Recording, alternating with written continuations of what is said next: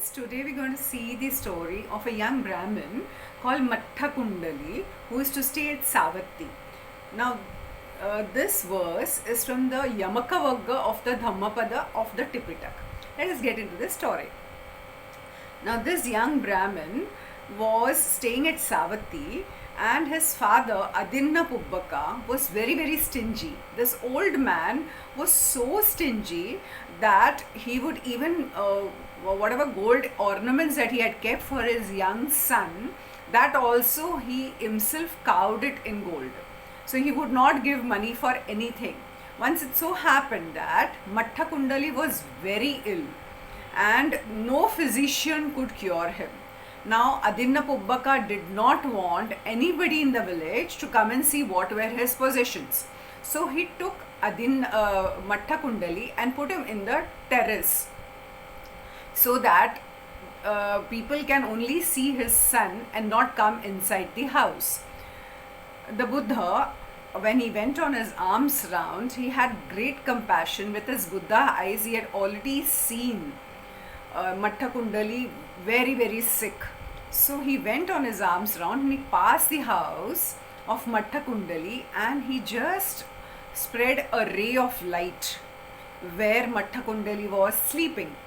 Now the young youth could feel this ray of light and he professed his devotion to the Buddha, and at that moment he left his body and he was born in the celestial heavens of Tavatimsa. And from there he saw his father Adinna Pubbaka, who was grieving over him in the cemetery. So he appeared in front of his father and told him that he should profess his faith to the Buddha and invite the Buddha for a meal.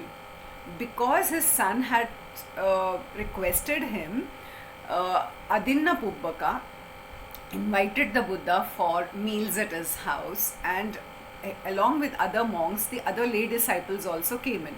Then the topic of Matta Kundali being born in the celestial heavens came up, and it was asked to the Buddha whether instead of devoting to charity or being in meditation, whether one can just go to the celestial heavens. Now Buddha, with his magical powers, made Matta Kundali come there with all his finery, and everybody believed in the Buddha, the Dhamma and the Sangha.